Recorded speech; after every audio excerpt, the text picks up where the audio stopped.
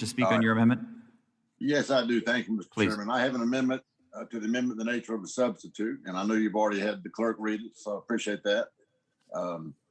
My amendment, Mr. Chairman, prohibits federal funds from being used to provide training based on the critical race theory, CRT, at the U.S. Coast Guard Academy. Now, I think we would all agree that this committee has purview over the Coast Guard. My amendment, let me emphasize, does not prohibit free speech, does not prohibit educational research, nor independent study. Mr. Chairman, I was acutely alarmed when I heard in June of this year during testimony at a House Armed Services Committee hearing, the chairman of the Joint Chiefs of Staff, General Mark Milley, testifying that CRT was being taught in the military. I'm not sure exactly what military tactic that is to be used against the enemy or who the enemy would be in some of those instances, but I was alarmed. Of course, I don't serve on HASP, which has jurisdiction over most service academies, but as I pointed out, the Coast Guard Academy is the one that falls under this committee's jurisdiction.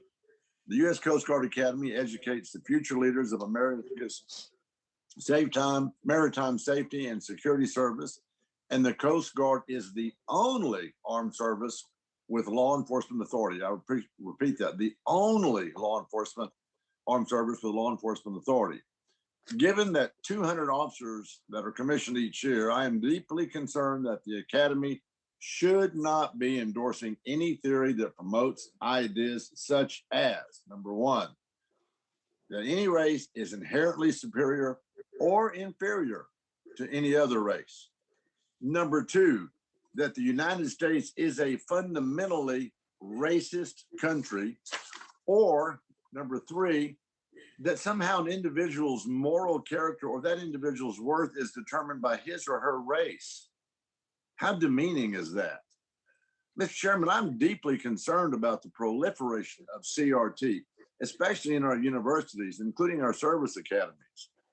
While many of my colleagues on the other side of the aisle, your side, Mr. Chairman, may be skeptical of these concerns, and those shared by many on my side, let me just offer some details about this dangerous philosophy. For instance, the Encyclopedia Britannica, some would call it a reputable source by most objective observers, defines CRT as an, I'm quoting, quote, intellectual movement and loosely organized framework of legal analysis based on the premise that race is not a natural biologically grounded feature of physical distinct subgroups of human beings, but a socially constructed, parentheses, culturally invented, close parentheses, category that is used to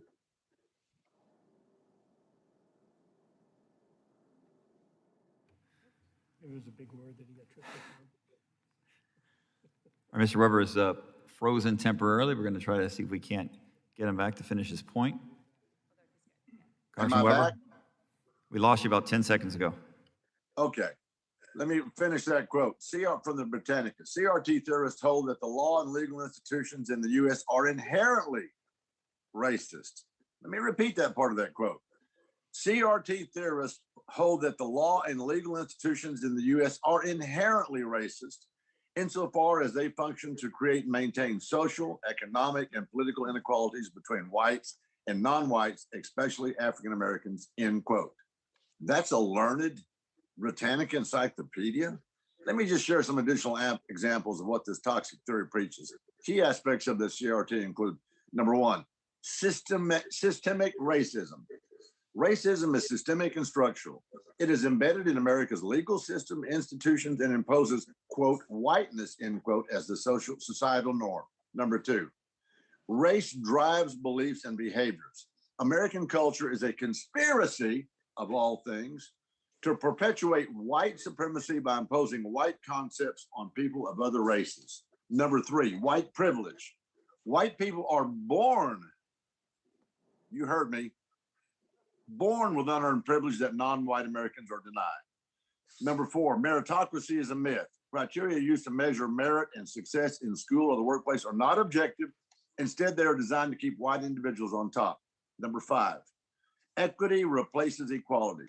Equality means treatment of all Americans under the law, while CRT's, quote, equity, end quote, standard demands race-based discrimination. Mr. Chairman, I find it hard to agree with Britannica's definition that CRT is a, quote, intellectual movement, end quote, that should give us pause to what qualifies as intellectual these days.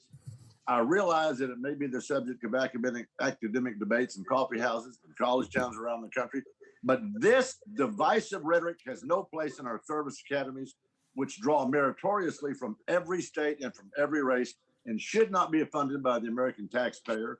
I'm going to request a recorded vote, and I would respect my colleagues to support my amendment. I yield back.